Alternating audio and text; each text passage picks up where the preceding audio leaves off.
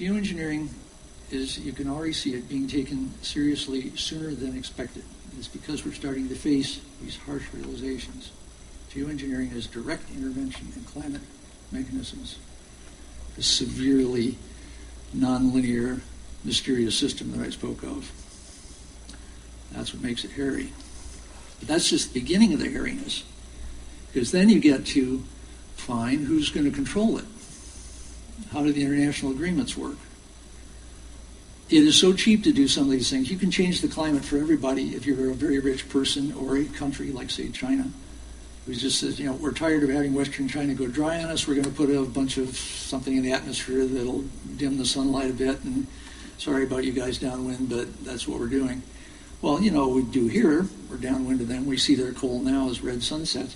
We would say that's an act of war. We don't have governance forms that can deal with geoengineering yet, and they need to start emerging. Now, in case you're one who thinks, well, this stuff can't possibly work, this is one that's most popular with climatologists because they know it works. The Mount Pinatubo volcano exploded in 1991. It sent, 20 million tons of sulfur dioxide 20 miles up into the stratosphere. That then cooled down the planet by 0.5 degrees Celsius. The ice came back in the Arctic. The polar bears came back, and the polar bears of the year of 92 and 93 are known as the Pinatubo Cubs. We now realize that it is technically possible for humans to do the same thing year after year as Mount Pinatubo at a cost of maybe $30 billion a year. Not that much.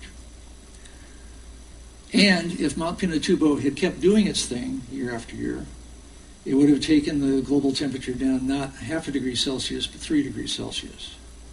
And guys were really dubious about all this stuff, looked into it, and the modeling makes it look pretty good. So that's one idea. That's the one that's probably going to be experimented with most first. The really green one is the one that John Latham and the engineer Stephen Salter came up with to atomize seawater so that the salt water in tiny particles goes up, dries immediately, you get a little grain of salt that becomes nuclei for cloud particles. You can brighten the clouds all over the ocean, brighten the albedo of the Earth. Sounds great. And this is a desperately cool sailboat that Salter designed with his Flettner sails, as they're called.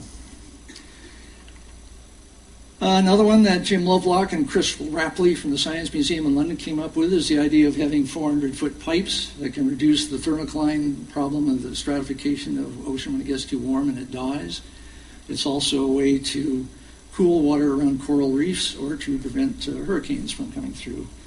Another idea is artificial trees. Klaus Lackner came up with the idea of doing air capture of carbon dioxide. And the idea would be to put these things where you can sell the CO2 as an industrial chemical for greenhouses, food processing, dry ice, water treatment, foam fabrication, and so on. Another idea that everybody likes because the Indians came up with first is what they call terra preta or biochar, which is basically pyrolyzed, smoldered plant waste, agricultural waste, and logging waste. And just let it go into the ground. It turns bad soil into good soil. It stays down there for 4,000 years, and it can be done at any scale. The big question is whether it can actually scale up. The scale is part of what's going on. We are already dealing at scale. The Nobel Prize-winning climatologist Paul Crutzen calls our era, our geological era, the Anthropocene, the human-dominated era. We are stuck with its obligations. In the Whole Earth Catalog, the first words, we are as gods, and might as well get good at it. Those are innocent times. First words of the new book are, we are as gods, and have to get good at it. The looming catastrophe of climate change is forcing a change in environmental thinking. The reality of the developing world where most people live is forcing a change in environmental thinking. The shift is from ideology to pragmatism, from a romantic identification with nature to scientific examination of nature with a thoroughness unlike anything we've seen before. We have to understand.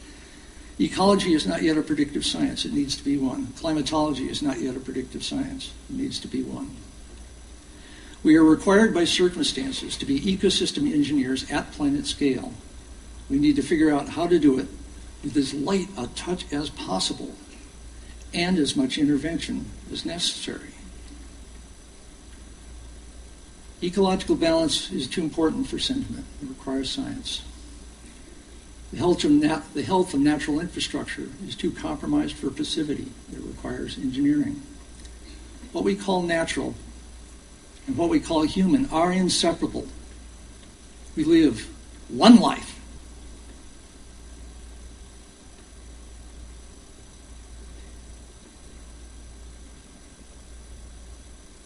Thank you.